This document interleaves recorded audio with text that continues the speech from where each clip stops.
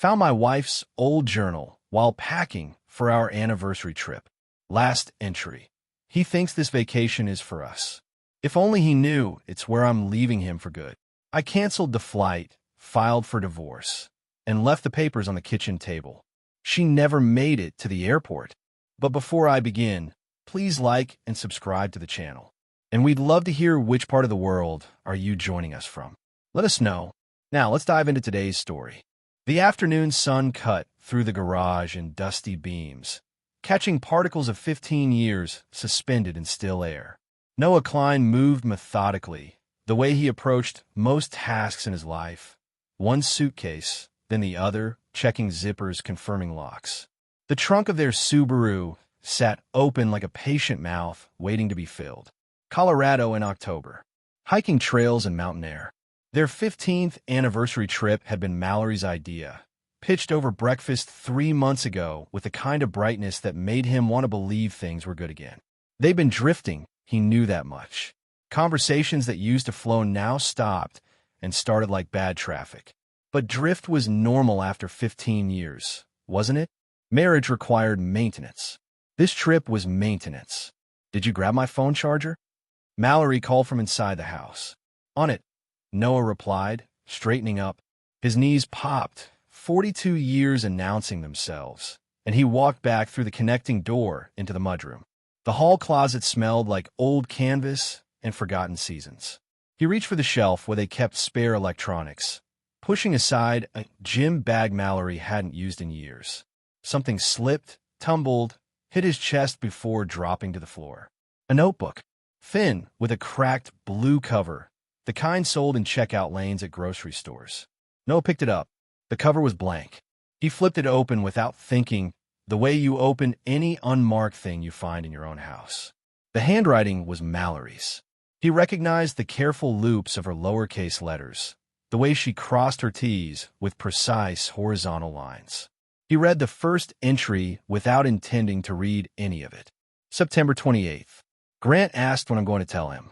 I said after the anniversary trip. It feels cleaner that way. Noah will be blindsided, but there's no way to do this without someone getting hurt. Better one sharp cut than a slow bleed. Noah stopped breathing for 3 full seconds. Then he sat down on the stairs, the notebook open in his lap, and read the next entry. Then the next. Time became elastic. The garage door still open. Mallory somewhere in the house, probably organizing toiletries in that methodical way she had, probably checking her phone every few minutes like she'd been doing for months. He'd noticed that, the constant checking, the slight smile when she read certain messages, but he'd told himself it was work. She worked in marketing. People were always messaging about campaigns and deadlines. The entries weren't long. Mallory wasn't the type to pour out her soul on a paper. She wrote the way she organized kitchen drawers, efficiently, with clear labels. October 3rd. Withdrew another $800 today. Small enough that Noah won't notice. Large enough that it adds up. I got almost $6,000 saved now. Grant says I can stay with him initially, but I want my own cushion. Don't want to be dependent on anyone again. October 9th. Told Noah I'm working late Thursday. Meeting Grant downtown instead. He wants to look at apartments together. It feels real now. Scary real, but also exciting. Like I'm finally choosing something for myself, instead of just letting life happen to me. October 15th. Noah asked if I'm okay. Said I seemed distant. I almost laughed. He's been distant for years. He just never noticed. But I told him I'm fine, just stressed about work. He believed me because he always believes me. That's the problem. He trusts everything I say without question. Sometimes I wish he'd push harder, see through it, make me accountable. But he won't. That's not who he is. Noah's hands were steady. That surprised him. He expected shaking, expected rage, expected something physical and overwhelming. Instead, he felt a strange, cold clarity settling over him like lake water in November. Shocking at first, then numbingly comprehensive. He turned to the last entry. October 22nd, 3 weeks ago. We leave for Colorado in 11 days. Noah thinks this vacation is for us. Thinks it's going to fix whatever he senses is broken. He doesn't know it's where I leave. I've already looked at flights out of Denver. I'll tell him on the last day, after dinner. I'll cry. I've practiced that part. I'll say I need space to think. Then I'll fly back separately. He'll drive home alone, and by the time he gets back, I'll have already moved half my things out. He'll be hurt, but he'll survive. Noah always survives. He's reliable like that. Steady. Safe. He'll probably try to call for a few weeks, maybe ask for counseling. I'll be firm but kind. Eventually he'll accept it. Eventually he'll find someone else who wants the life he wants. The quiet suburb, the predictable rhythms, the same conversations recycled year after year. I just want something different. Is that so wrong? Grant makes me feel alive. When we're together, I'm not someone's wife or someone's employee. I'm just me. And that feels worth protecting, even if it means burning some bridges to get there. Noah closed the notebook. The house was quiet except for water running somewhere upstairs. Mallory in the shower, probably, getting ready for a dinner reservation she made for them at an Italian place she liked downtown. He looked at his hands. Still steady. Still his hands. 15 years. He'd been faithful for 15 years. Not because he couldn't have strayed. There had been opportunities, late nights after conferences, a coworker who'd made her interest clear at the company Christmas party 2 years running. But he'd made a choice when he said his vows, and choices meant something to him, even when they were difficult. Apparently, that made him reliable. Safe. Like an old car she planned to trade in. Noah stood up, placed the notebook on the second step where he'd found it, then changed his mind and took it with him. He walked through the kitchen, past the calendar with Colorado trip, written in Mallory's handwriting across the coming weekend, and down to the basement. His office was small, but it was his. He locked the door, turned on his desk lamp, and opened the notebook again. This time, he read everything. Not just the recent entries, but the whole timeline. It started in March, 6 months ago, a regional sales conference in Chicago. She'd mentioned Grant then, met some interesting people from the North Shore Division, but Noah had been preparing for a big presentation at work and hadn't asked follow-up questions. By April, the entries were different, warmer, more alive than anything Mallory had said to him in years. April 18th. Lunch with Grant today. We talked for 3 hours. He asked questions about my life, actually listened to the answers. When's the last time Noah asked me what I want? Not what needs to be done around the house or what bills need paying, but what I actually want out of life. May 7th. Grant texted that he misses me. 2 words. Miss you. And I felt something shift in my chest. When's the last time Noah missed me? He sees me every day and never misses me once. Noah noted the shift from justification to logistics around July. That's when the cash withdrawals started. When she began creating exit strategies instead of questioning whether she should exit at all. He took photos of every page with his phone. Then he photographed the notebook's cover, the dates, the handwriting. He worked with the same methodical attention he'd used loading suitcases an hour ago. When he was finished, it was after 9. Mallory was calling his name from upstairs. Noah, we're going to be late for dinner. He looked at himself in the small mirror hung beside his computer. Same face, same thinning brown hair, same blue eyes that people said were kind. Nothing had changed in his reflection. Everything had changed everywhere else. Noah walked upstairs. Mallory was waiting by the front door, wearing a dark green dress he'd always liked on her. She'd done her makeup carefully. She looked beautiful. She also looked like a stranger. Sorry, he said, his voice normal, even. Lost track of time. It's okay. She smiled, grabbed her purse. You ready? Yeah, Noah said. I'm ready. They drove to the restaurant in relative silence, which wasn't unusual lately. Mallory checked her phone twice at stoplights. Noah watched the familiar streets of their suburb pass by. The elementary school where neither of them had kids enrolled, the park where they used to walk on Sunday mornings before walking became something they forgot to do. At dinner, Mallory talked about the hiking trails they'd planned, about the hotel she'd booked with the mountain views, about how good it would be to get away together, just the two of them. Noah listened, nodded, asked appropriate questions, and the entire time, a single thought circled through his mind with perfect, cold clarity. She's already gone. I'm just waiting to find out when she planned to tell me. He didn't sleep that night. Mallory did, curled on her side of the bed, breathing the deep, steady rhythm of someone without guilt pressing on their chest. Noah lay beside her in the dark, and made a list in his mind. Lawyer, bank accounts, documentation, timeline. He wasn't angry yet. Anger would come later, maybe, or maybe it wouldn't come at all. What he felt was something colder and more useful, the understanding that the life he thought he had was already over. Mallory had ended their marriage 6 months ago. She just hadn't bothered to inform him. Well, he'd save her the trouble of choosing the right moment. At 5:47 a.m., Noah got out of bed. Mallory stirred but didn't wake. He went downstairs, made coffee, and sat at the kitchen table with his phone and the list in his head. First, the trip. He opened his laptop and canceled both flights, accepting the penalty fees without hesitation. He canceled the hotel reservation.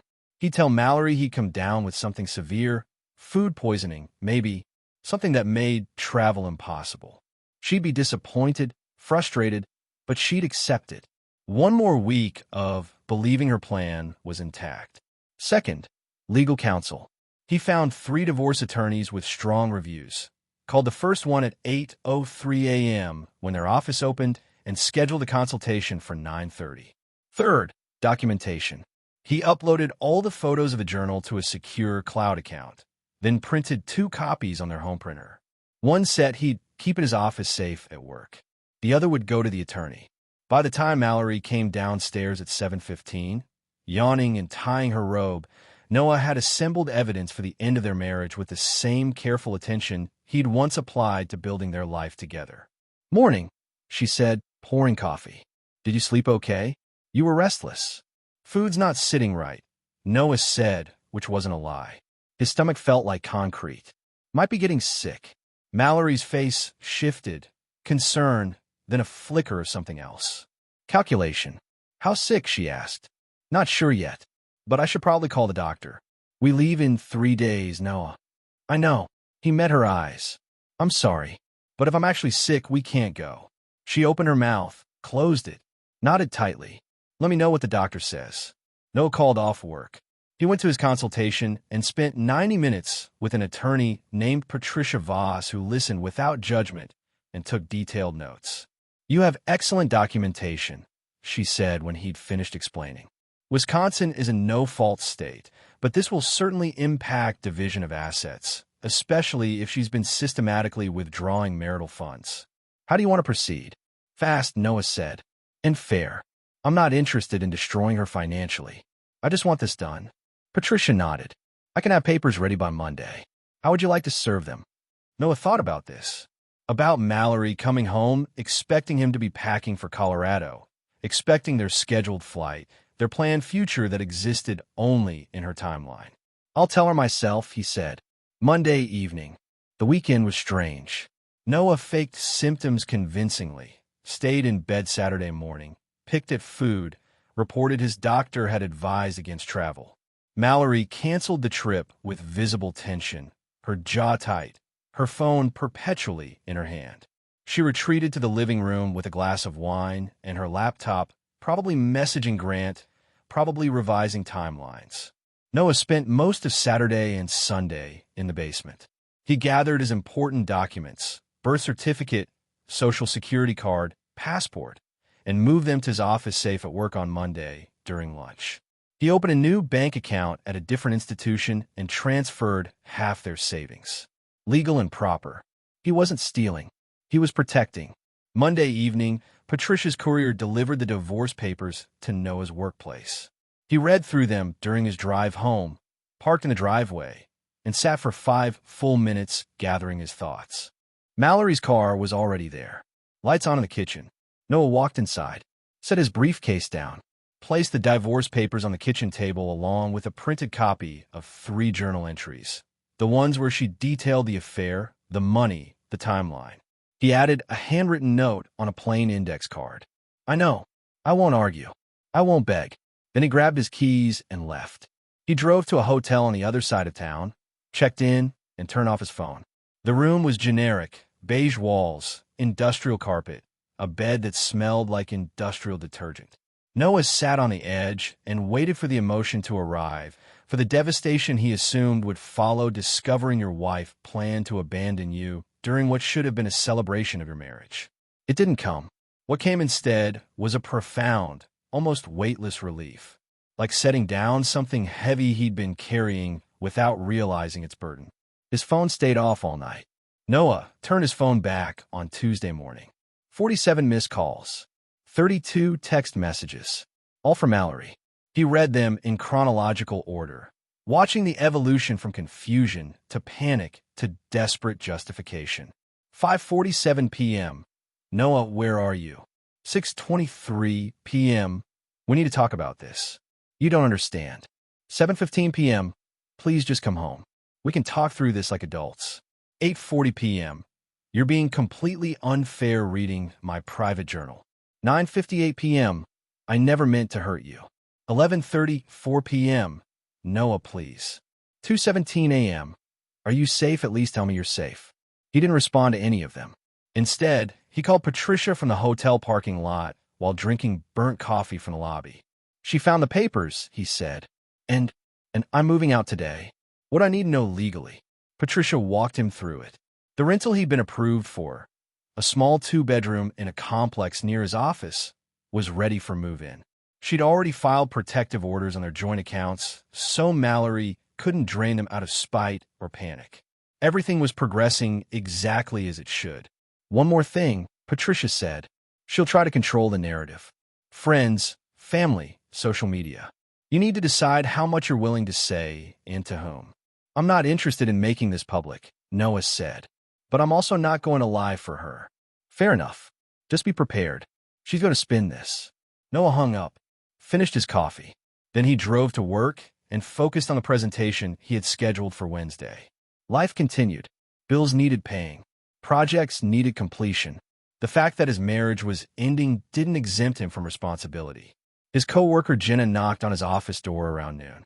Hey, you okay? You look rough. Rough week, Noah said, which was accurate enough. Anything I can help with? Not unless you're a moving crew.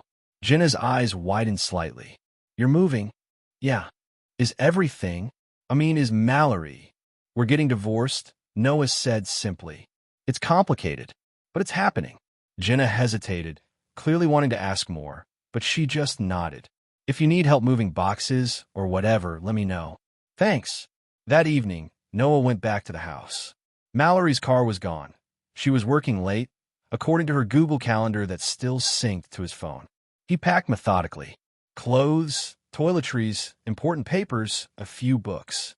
He took nothing that could be considered shared property. He wasn't interested in fighting over furniture or artwork. He left his key on the kitchen counter.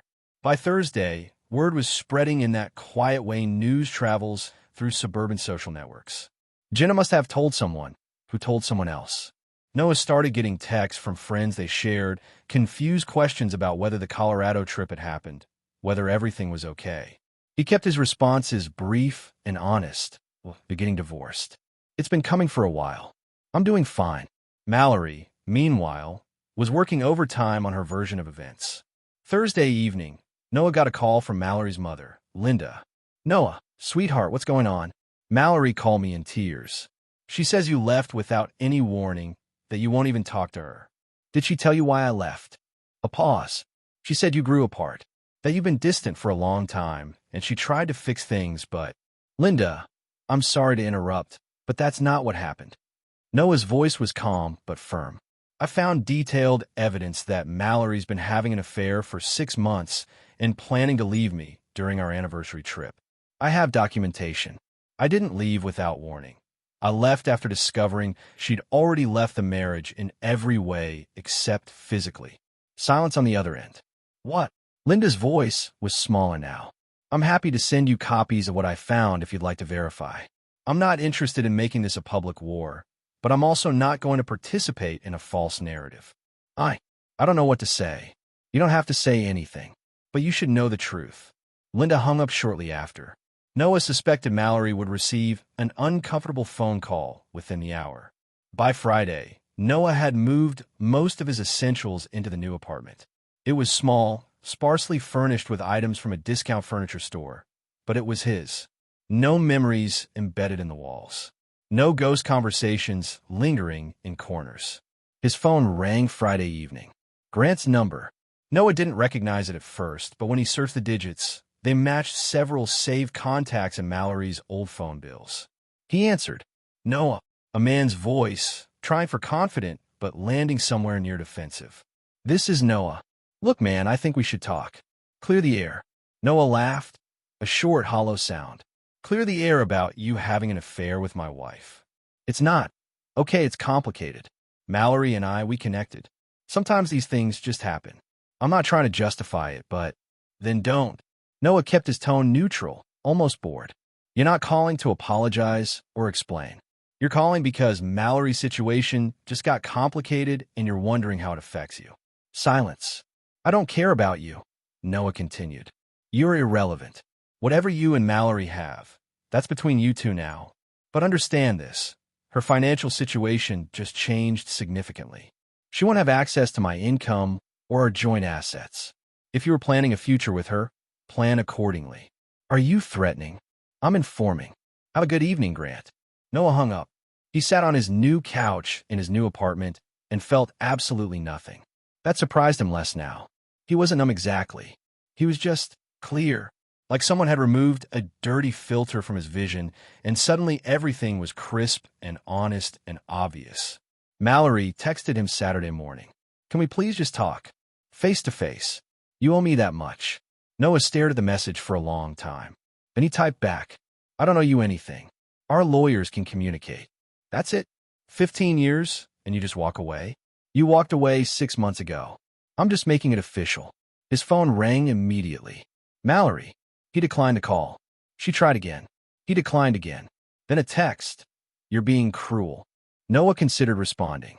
Considered explaining that cruelty would have been public humiliation, would have been posting her journal entries online, would have been telling everyone she knew exactly what she'd done and how she planned it.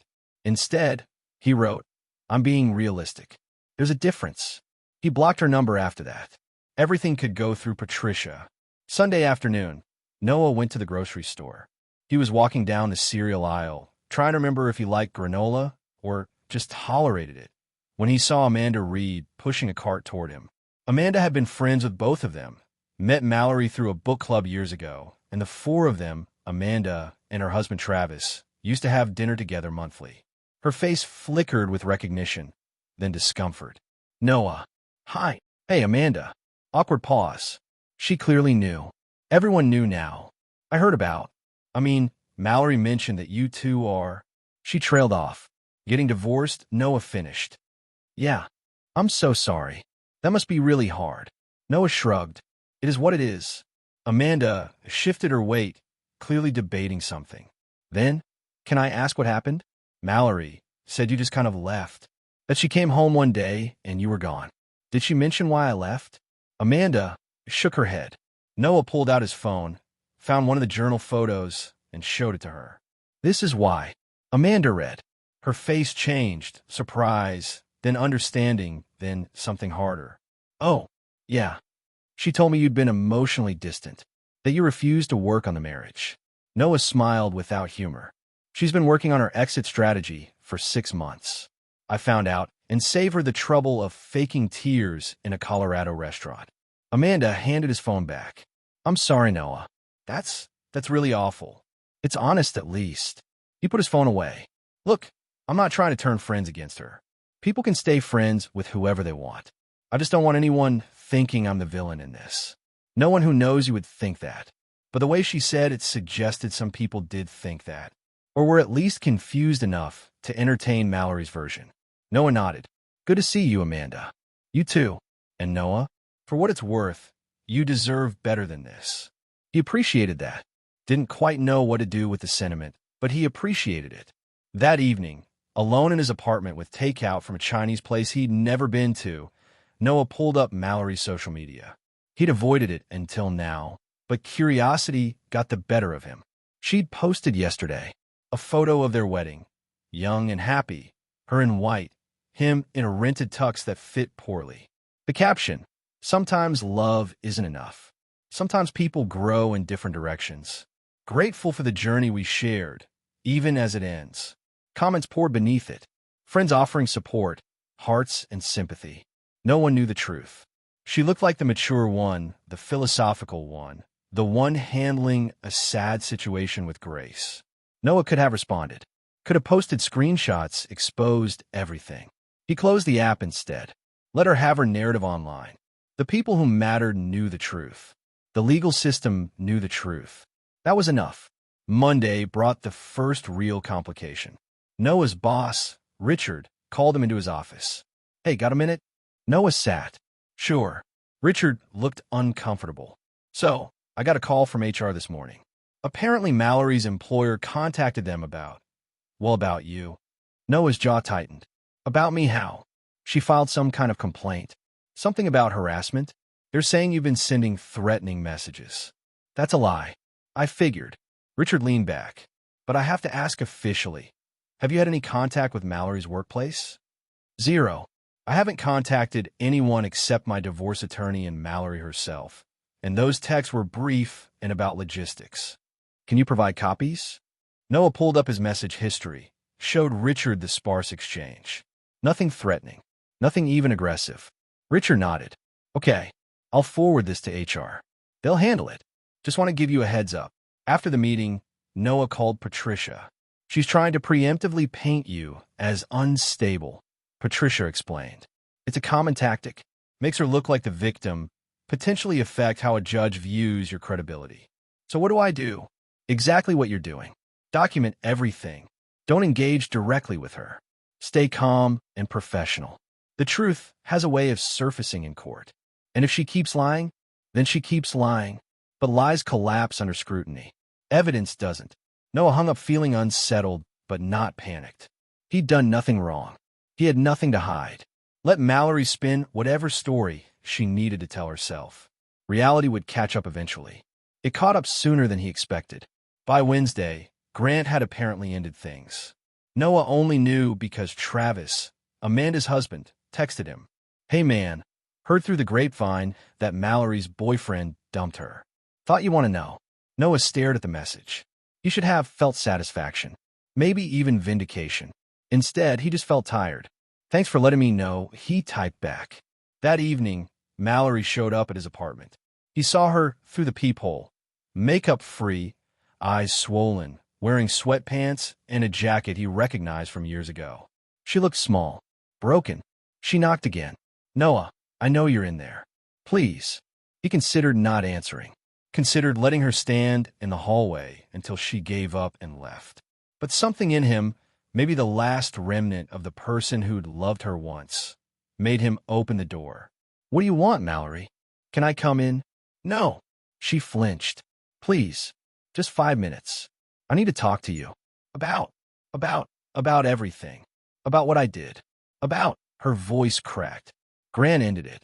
He said he didn't sign up for this kind of drama. Noah leaned against the doorframe. And you're here because I made a mistake. A huge mistake. I know I hurt you, and I know you're angry, but I'm not angry. That stopped her. You're not. No, I'm done. There's a difference. Noah, we've been together 15 years. Doesn't that mean something? It did. Past tense. Tears started falling. Real ones, Noah thought. Not the practiced kind she'd written about in her journal. I don't know what I was thinking, she said. I was confused and scared, and I felt stuck. But I never meant. I didn't want it to end like this. How did you want it to end? Noah kept his voice level. You had a plan, remember? You were going to tell me in Colorado, pretend to need space, fly home separately, move out while I drove back. Was that supposed to be better? She covered her face with her hands. I was stupid. I was selfish. But I'm asking you, begging you, can we please just try counseling? Can we try to work through this? Noah looked at her, at the woman he'd married when they were both young and convinced that love was enough.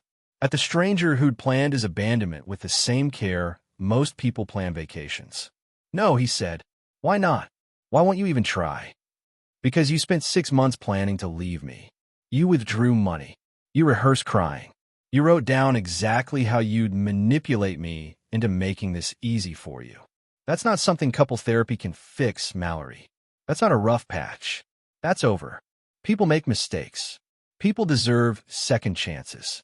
Not at my expense. Not anymore. She was really crying now, the kind of crying that comes from actual grief rather than strategy. Part of Noah, A small, stubborn part felt sorry for her. Most of him felt nothing. "I'm going inside now," he said. "Don't come back here. Noah, our lawyers can handle everything else. Goodbye, Mallory." He closed the door, locked it, listened to her cry in the hallway for maybe 3 minutes before she finally left. Noah walked to his kitchen, poured a glass of water, and stood at the window looking out at the parking lot. Watching Mallory's car pull away, tail lights fading into evening traffic. He'd expected to feel triumph, vindication, something big and definitive. Instead, he just felt quiet, like finishing a long, difficult book. The story was over. He could close the cover now. The divorce progressed with mechanical efficiency through November. Discovery, document exchange, financial disclosure. Patricia handled most of it, keeping Noah informed but insulated from the uglier details. "She's trying to argue for alimony," Patricia mentioned during a phone call mid-November. "Claims she became financially dependent on you during the marriage. She has a job, makes decent money. I know. We have pay stubs proving it. Plus the evidence of her systematically hiding marital assets. The judge isn't going to be sympathetic." Patricia paused. "There's something else. Her employer did an internal review after the financial disclosures required us to contact them about joint credit cards she'd been using for personal travel. Turns out several of her business trips were actually personal. What happens because of that? Not our concern legally, but from what I hear through professional channels, she's been removed from several major projects. No termination, at least not yet, but definitely a demotion in all but name." Noah absorbed this. He hadn't wanted Mallory to lose her job, hadn't wanted her to lose anything except the marriage she'd already destroyed. But consequences weren't personal. They were just consequential. Thanksgiving arrived. Noah spent it alone in his apartment, which was fine. Better than pretending over turkey with people who'd have questions he didn't want to answer. He ordered pizza, watched football, and felt surprisingly content with the solitude. Mallory spent it at her parents' house, according to a text from Linda that Noah received Friday morning. "I'm sorry for what my daughter did to you. I'm sorry I didn't believe you immediately. You're a good man, Noah. You deserve better." He typed back, "Thank you. I appreciate that. If you're ever in the area and want to stop by for coffee, you're always welcome." That was kind. Linda had always been kind. Noah suspected Mallory's relationship with her parents was now strained. One more consequence rippling outward. December brought colder weather and the final divorce hearing. The judge was a woman in her 60s with sharp eyes and no patience for theatrics. She reviewed the evidence, the journal entries, the documented affair, the financial planning, the timeline. She looked at Mallory with something close to disappointment. "Mrs. Klein, your petition for alimony is denied. You are employed and capable of self-support. Furthermore, your documented behavior during this marriage suggests an egregious violation of trust that mitigates any claim to ongoing financial support." Mallory's lawyer started to argue. The judge raised her hand. "I've read the submitted materials thoroughly. This isn't a case of two people growing apart. This is premeditated abandonment accompanied by financial manipulation. Mr. Klein has been more than fair in his asset division." Petition denied. She signed papers, made official stamps, and just like that, 15 years dissolved into legal conclusion. Noah walked out of the courthouse 20 minutes later with copies of the final decree. Mallory left through a different exit. He saw her car in the parking lot, but didn't look twice. Patricia shook his hand. "That's it. You're officially divorced. Thanks for everything. You made it easy. You were honest, organized, and reasonable. Most of my clients aren't all three." She smiled. "What's next for you?" "No idea," Noah admitted. "But I guess I get to figure that out now." Christmas came. Noah decorated his apartment minimally. A small tree, some lights. He bought himself a new television and spent Christmas Eve watching old movies he'd never had time for when he was married. His phone buzzed around 11 p.m., unknown number. "This is Grant. I wanted to apologize for my part in what happened. I know that probably doesn't mean much, but I thought you should know I regret how things went down." Noah stared at the message, considered ignoring it. Finally typed, "Regret doesn't undo damage. But thanks for saying it. He blocked the number afterward. Grant could regret things from a distance. 2 weeks into January, Noah got a call from Amanda. "Hey, I'm having a dinner party next weekend. Small thing. Travis and me, a couple other people. Would you want to come?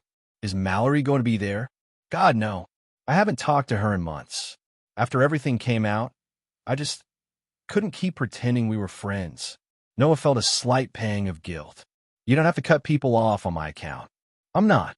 I'm cutting people off on my own account. What you did was awful, Noah. I can't respect someone who operates like that." The dinner party was nice. Normal. Noah met a woman named Rebecca who taught high school English and had recently moved to the area. They talked about books, about teaching, about nothing particularly profound. She gave him her number when the evening ended. "Maybe we could get coffee sometime," she suggested. "Maybe," Noah said. He meant it. February brought routine. Work, gym, occasional dinners with friends. Coffee with Rebecca became lunch, became dinner, became something regular and easy and completely uncomplicated. He wasn't in love, but he was happy. That felt like enough. Meanwhile, Mallory's life continued its downward trajectory in ways Noah only heard about through the invisible network of shared acquaintances. Her apartment application had been denied after a credit check revealed the financial strain of the divorce. She'd moved into a small one-bedroom near the highway, the kind of place with thin walls and a landlord who didn't care about maintenance requests. Grant had not only ended their relationship, but had also apparently started dating someone else. Someone younger, someone less complicated. Noah heard this from Jenna, who'd heard it from someone else. "Is that weird?" Jenna asked over coffee one morning. "Hearing about your ex-wife's ex-boyfriend?" "It's all weird," Noah said, "but it's also not my problem anymore." By March, a year after Mallory's first journal entry, Noah's life bore almost no resemblance to the one he'd had. New apartment, new routines, new people. Rebecca had become his girlfriend in that natural, unforced way that good things happen when you're not desperate for them. He thought about Mallory sometimes.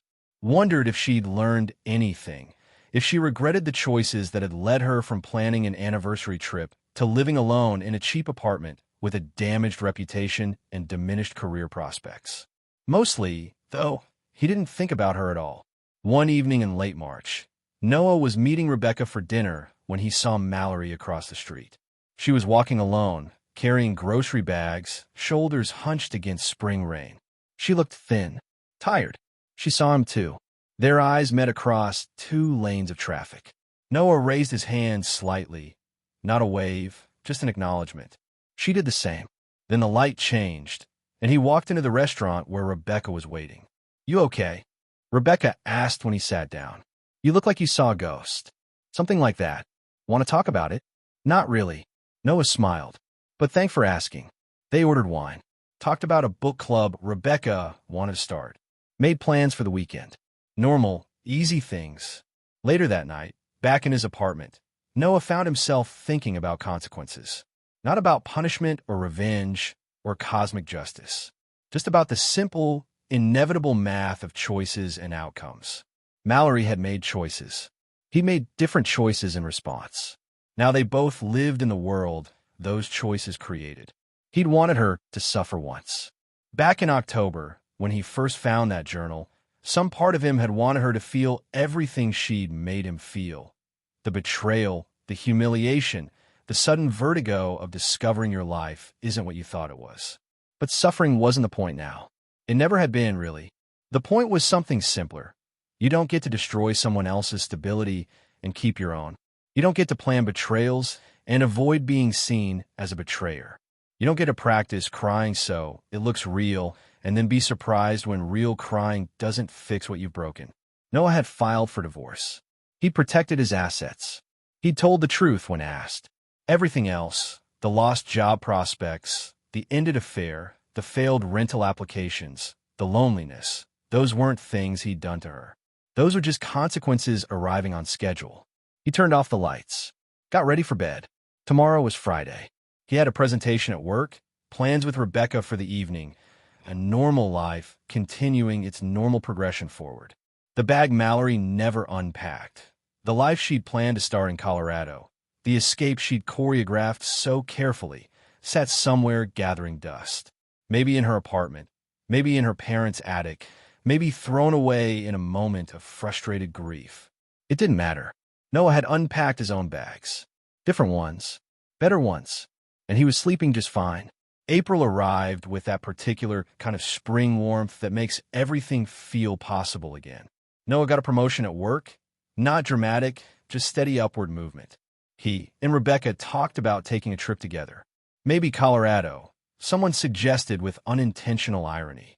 Sure, Noah said. I never made it there before. Because of the divorce? Rebecca asked. She knew the basics, but not the details. Noah preferred it that way. Something like that. They booked a cabin in Estes Park for June. On a Tuesday afternoon in late April, Noah was leaving work when he got an email from an address he didn't recognize. The subject line, I'm sorry. He almost deleted it. Curiosity 1. Noah, I know I have no right to contact you. I know you've moved on and don't want to hear from me. But I needed to say this, even if you never respond. I'm sorry. Not because things didn't work out the way I planned, though they didn't, but because I hurt you deliberately. I spent months building an exit strategy instead of just being honest. I told myself I was protecting you from a painful conversation. Really, I was protecting myself from accountability. Grant left because I wasn't who he thought I was.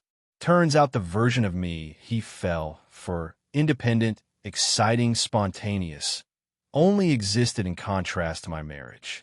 Without you to define myself against, I was just lost. I lost my job last week. Not directly because of the divorce, but because of decisions I made during it. Using company resources for personal travel. Lying on expense reports. Small things that add up. I'm not telling you this for sympathy. I'm telling you because you deserve to know that you were right. About everything. I didn't just damage our marriage. I damaged myself. I don't expect forgiveness. I don't even know if I deserve it. But I wanted you to know that I understand now what I threw away, who I hurt, and why. I hope you're happy, Noah. I mean that sincerely. Mallory. Noah read it twice. Then he closed his laptop and walked to his car. He could respond, could accept the apology, or reject it, or say something wise and final that would complete the arc of their story. Instead, he did nothing. Not out of cruelty, not out of lingering anger. Simply because there was nothing left to say. Mallory's apology was for her. A way of managing her guilt, processing her mistakes, trying to reshape the narrative into something more bearable. Noah didn't need it, didn't want it. His closure had come months ago, the moment he chose documentation over confrontation, divorce over devastation. He drove home, made dinner, called Rebecca to confirm their plans for the weekend. Life continued, and somewhere across town, in a small apartment with thin walls and a landlord who didn't care, Mallory learned what Noah had learned months earlier. Some endings don't get rewritten. Some choices don't get unmade. Some consequences are just the price of who you chose to be when you thought no one was watching. Noah slept well that night. He would sleep well every night after, not because he'd won or because Mallory had lost, but because he'd done something harder than revenge. He'd simply refused to participate in a fiction. In reality, it turned out, was ruthless enough on its own.